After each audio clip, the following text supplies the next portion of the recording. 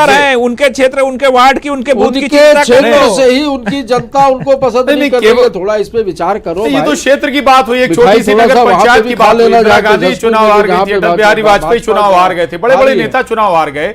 ये लेकिन उस नजरिए से क्या आकलन होना चाहिए? दूसरा, कवर्धा का जिक्र आशीष कर रहे थे, कवर्धा में क्या वाकई सौतेलापन नहीं हुआ क्या? जो आरोप लगाए जा रहे हैं कवर्धा नगर पालिका, जहां कवर्धा नगर पालिका में बीजेपी की जीत हुई है, बीजेपी के चंद्रप्रकाश चंद्रवंशी ने जीत हासिल की है। कवर्धा जो क्षेत्र है दरअसल वो रमन सिंह का क्षेत्र कहा जाता है। 5 साल कांग्रेस की सरकार रही और ये एक बड़ा कारण था जिस पर कहा जा रहा था कि सौतेला व्यवहार कांग्रेस ने कवर्धा के साथ किया है। कवर्धा नगर पालिका में बीजेपी ने अब जीत दर्ज कर ली है। चंद्रप्रकाश चंद्रवंशी कवर्धा से जीते हैं। नितिन भंसाली जी, इसीलिए कवर्धा का बार बार जिक्र भी हो रहा था, कवर्धा पर आप लोगों का फोकस भी था, लेकिन वो फोकस क्या वाकई इसलिए था कि रमन सिंह का क्षेत्र है, बहुत ज्यादा तवज्जो ना दी जाए उस क्षेत्र को?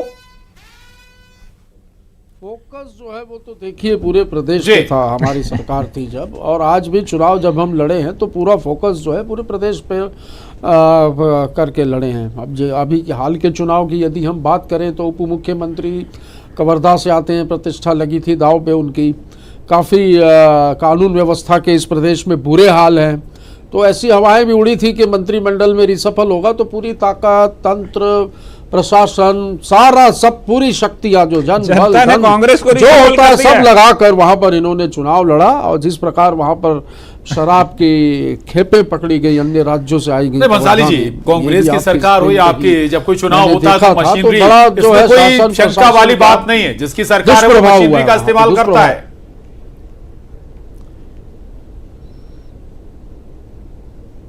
भंसाली जी जी भाई, कांग्रेस की सरकार हो तो उस ड्यूरेशन में अगर कोई चुनाव हो रहा है तब भी मशीनरी का इस्तेमाल होता है।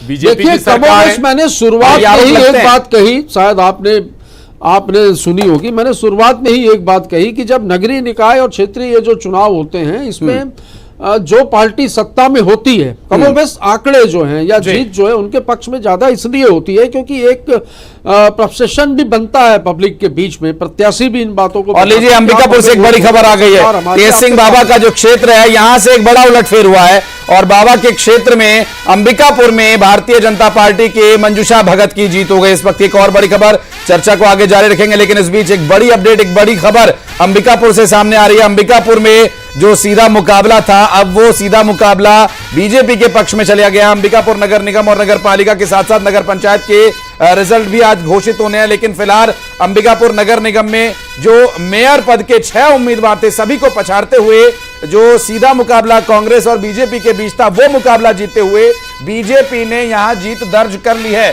और अंबिकापुर में मंजूषा भगत ने जीत दर्ज की है, चूंकि टी सिंह देव का ये क्षेत्र कहा जाता है और नगर निगम में चुनाव प्रचार की कमान भी टी सिंह देव बाबा ने संभाली थी और अब उस पर भी लगातार जो हम नजर बनाए हुए थे उसका भी आंकड़ा स्पष्ट हो गया है प्रशांत, जो कि रुझान जो हम सुबह से बता रहे थे वो रुझान परिणामों में बदलने लगे और अंबिकापुर में ये एक बड़ा उलटफेर, नगर निगम में भारतीय जनता पार्टी के मंजूषा भगत की जीत। तो 10 में से 10 पर आगे चल रही थी बीजेपी और उसमें से एक का नतीजा भी आ गया और फोकस जहां पर हम बार बार जिक्र कर रहे थे, चाहे रायपुर बिलासपुर हो या फिर अंबिकापुर का जिक्र बार बार इसीलिए आ रहा था। टी सिंह देव बाबा के क्षेत्र का ये नतीजा है और जहां पर बीजेपी ने बड़ी जीत